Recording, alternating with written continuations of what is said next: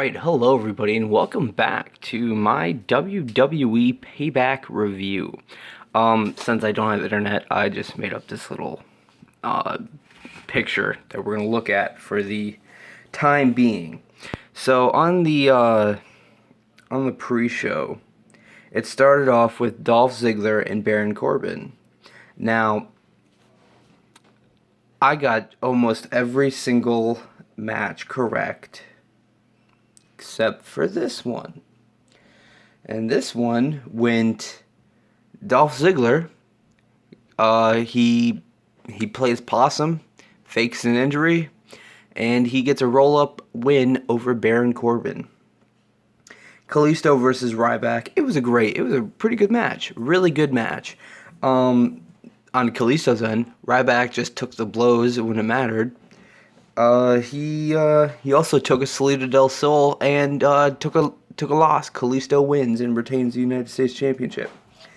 Now, the show was absolutely amazing. Payback was great, except for this next match, and I'll get to it in a second. This next match only went 2 minutes. It was Enzo and Cass versus the Vaudevillains, but the reason it only went 2 minutes is because the referee had to stop the match. The Vaudevillains win, but during the match, I think it's Simon Gotch, he threw Enzo into the ropes. Enzo hit his head off the second rope, and the rope bounced his head down to the mat, and then he almost choked himself on the second rope, on the bottom rope, and then he fell out of the ring and didn't move from there. The ref had to call the match. He had to get stretchered out. He got taken to a hospital, and they said right before the main event that he was diagnosed with a concussion, so it had to have been pretty bad if he couldn't move. But they said they'll give more updates on WWE.com and Raw. So that was the only bad thing that happened today. That and the ending of one of the matches. We'll get to that in a second. Sami Zayn versus Kevin Owens. One of the best matches on the card. Besides, the main event was pretty fucking amazing. It literally just ended, and the main event was absolutely amazing. But we'll get to that in a little bit. Kevin Owens and Sami Zayn. Kevin Owens wins with a pop-up, and then he demands that Byron Saxton get in the ring and give him a post-match interview. And then he's like, yeah, you're exactly right, Byron. I will join you on commentary to watch the Intercontinental Championship match because I want my title back. So Kevin Owens sits at commentary to watch Cesaro and Miz fight for the Intercontinental Championship. During that match, Sami Zayn comes back out and starts beating up Kevin Owens as Cesaro puts Miz in a crossface.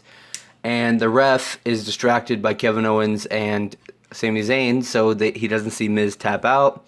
They then start to brawl into the ring. Miz gets a nope, come on, you can do it. Miz gets a roll-up victory on Cesaro, and then all four men start to brawl, and the whole sequence ends with Kevin Owens holding up the Intercontinental Championship. So expect some type of match at Extreme Rules in 3 weeks, May 22nd, 21 days from now. The next match was Dean Ambrose versus Chris Jericho. It was pretty good. Dean Ambrose hits the Dirty Deeds for the win.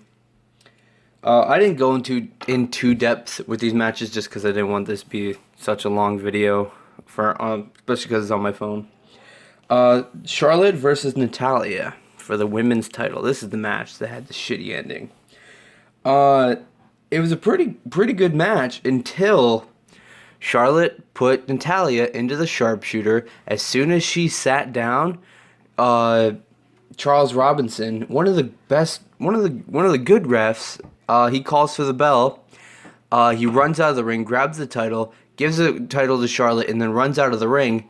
And they kept bringing up the Montreal Screwjob because Bret Hart was with Natalya at ringside. And they pretty much pulled off a Chicago Screwjob. And then Bret and Natalya put Rick and Charlotte in sharpshooters themselves. And they They just sat there while Rick and Charlotte tapped out. It was a really shitty ending. Didn't need to happen. Natalia easily could have won this match, but I don't know. I don't know. Really don't. Vince's decision. It was stated on Monday Night Raw last week that Vince would be making a decision on who would run Monday Night Raw, whether it be Stephanie or Shane O'Mac. I wanted Shane O'Mac to run Raw because he's my second all-time favorite wrestler of all time. And Vince's decision is that most people thought, oh, he's going to give Stephanie SmackDown and give Shane Raw. And there'd be a brand split and a draft and 2 titles and everything. But he instead gives Shane Raw and Stephanie Raw. And they have to work together to run Raw. No brand split yet. Probably won't happen. And if it does, it's not going to happen for a while because Raw's still 3 hours and they can barely do that right. The main event, Roman Reigns, that guy, versus AJ Styles, that guy, this guy right here, versus this guy right here, for this title, this one right here, the WWE title. It was an amazing match. Amazing. Let's see, what did I write down? I wrote down a lot of stuff for this match, because this match was great.